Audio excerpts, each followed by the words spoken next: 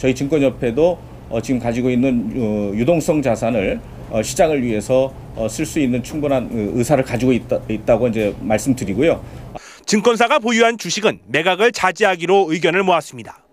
금융당국의 시장 안정 조치는 오늘 금융시장 안정에 크게 기여했다는 평가입니다. 앞으로 그 효과가 얼마나 지속될지에 이목이 쏠리고 있습니다. MBC 뉴스 이진입니다.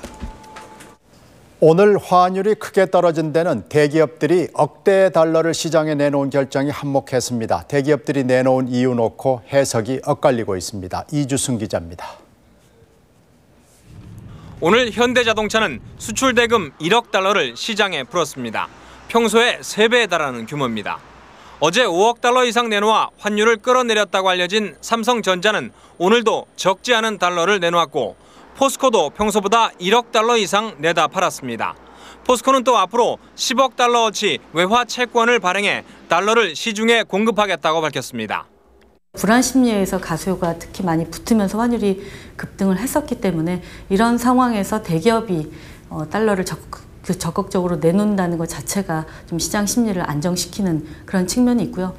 이 같은 매도세는 하루 거래량 50억 달러 미만인 국내 외환 시장에 큰 영향을 미칩니다.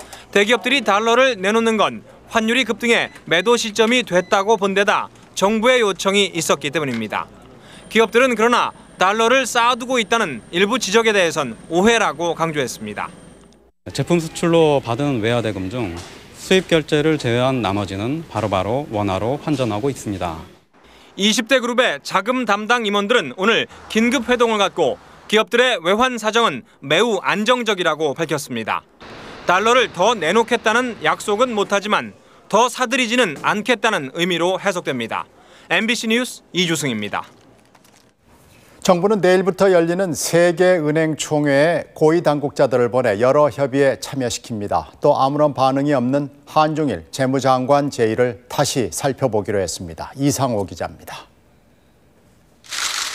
강만수 기획재정부 장관과 이성태 한국은행 총재가 내일부터 미국 워싱턴에서 열리는 국제통화기금과 세계은행의 연차 총회에 참석합니다.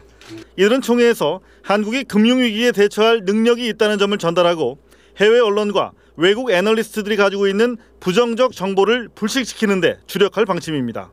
총회 기간 중 열리는 G20 회의도 주요 공략 대상입니다.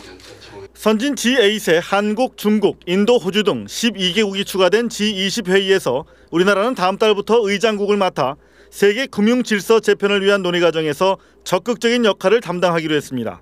새로운 국제금융 질서가 구성된다고 할 때 우리가 어떤 역할을 해야 되는지에 대해서도 결정해야 될 텐데. 한중일 재무장관과 중앙은행 총재회의가 추진되고 있는 가운데 이명박 대통령은 오늘 캐논의 미타라이 회장 등 일본 재계 대표단을 만나 어려울 때일수록 한국과 일본의 재계가 협력하면 서로에게 큰 도움이 될 것이라고 강조했습니다. 이 대통령은 또 앞으로 외국 기업이 국내에 투자할 경우 노사 문제는 정부가 특별한 관심을 갖고 관리할 것이라고 말했습니다. MBC 뉴스 이상호입니다. 유럽 증시가 폭락장으로 문을 열어 지금 진행되고 있습니다. 아시아 증시도 미국 다우지수에 이어서 크게 떨어진 채로 마감했습니다. 윤효정 기자가 종합하겠습니다. 현재 거래가 진행 중인 유럽 증시는 개장과 동시에 곤두박질 치기 시작했습니다. 런던 증시는 개장 직후 10% 이상 폭락했고 독일과 프랑스도 급락세를 나타내고 있습니다. 지난 6일 만선이 무너졌던 다우지수는 7.3%나 또 폭락하면서 사흘 만에 8,579포인트까지 주저앉았습니다.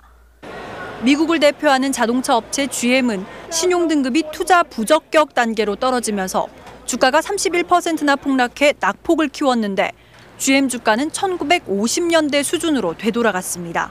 I guess because of continued concerns about U.S. economy, foreign banks, as well as General Motors in particular. 이로써 작년 10월 9일 사상 최고치인 14,164포인트를 기록했던 다우지수는 1년 만에 40%나 폭락했습니다. 일본 니케이 주가는 야마토 생명보험회사의 파산 소식과 함께 9.6%나 떨어지면서 9,000엔 선을 지키지 못하고 2003년 5월 이후 최저치를 기록했습니다. 또 중국 상하이 지수는 3.6% 하락해 2,000선을 간신히 지켰고